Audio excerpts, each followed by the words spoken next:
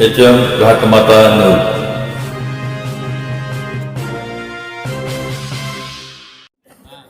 आपल्या तालुक्याचे आणि जगचे विद्यमान आमदार माननीय गोपीचंद पडळकर साहेब तसेच ब्रह्मानंद पडळकर साहेब, आपल्या तालुक्याचे अध्यक्ष राजभाऊ पवार, तसेच बंडूशेठ कातोरे, विलास काळेबाग, आता बसलेले सर्व मान्यवर यांचं मी सहर्ष स्वागत करतो आणि 2च मिनिटात माझं मनोगत व्यक्त करतो. मी जास्त कुठं बोलत नाही, पण मला एक छोटंसं एक सांगायचं आहे. आता तुम्हाला इथे सर्वांना परिचित असलेलं माझं ताळाचवाडी गाव आहे, सुकाचारीजवळ. तर गावची आमची लोकसंख्या जेमतेम 750 ते 800 आहे. पण गेल्या 3 वर्षाच्या पाठीमागे आमचं इलेक्शन झालं आणि मला गावाने पण 486 मतदान झालेलं, त्यातलं 400 मतदान देऊन मला सरपंच म्हणून निवडून दिलं. मी सरपंच म्हणून निवडून यायच्या अगोदर माझं साहेबांच्या मोबाईलमध्ये सरपंच ताळाचवाडी असं नाव त्यांनी सेव्ह केलेलं. तर त्यांच्या त्या एका ह्याच्यात सुद्धा वाईब्स वेगळे आहेत. मला सांगायचं एवढंच आहे की माझं आता जमतेमला तर 500 मतदान होतंय, पण माझ्या गावात 3 वर्षात जवळजवळ 7.5 कोटीची कामं झाले. आणि हे काही मी तुम्हाला असं खोटं सांगतो वगैरे काय नाही, तुम्ही येऊन बघू शकता. आता सध्या सुद्धा 5 कोटी रुपयाचा एक मोठा रस्ता चालू आहे. आणि माझ्या गावात आतमध्ये जाणारा स्टँडिंगचे त्या वेळचे राजकारणी लोक होते, त्यांच्या सत्ता होत्या, सगळ्या होत्या. पण माझ्या गावात एसटी स्टँड पासून आत जाणारा रस्ता हा 18 वर्ष नव्हता.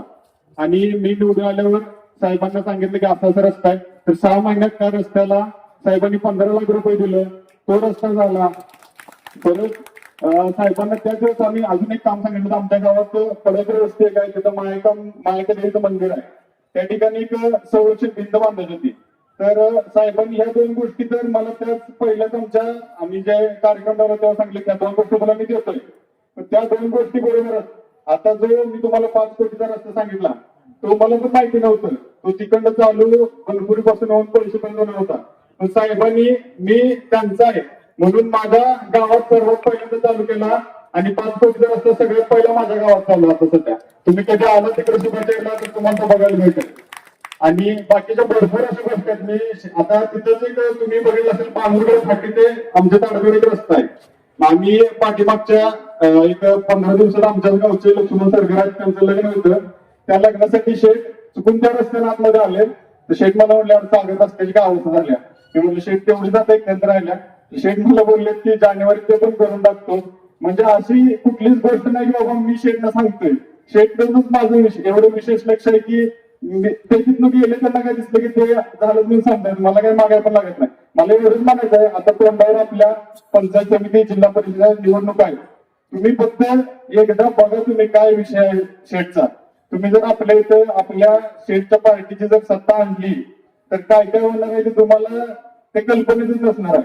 एवढं बोलून मी माझे 2 शब्द थांबवतो. जय हिंद, जय महाराष्ट्र.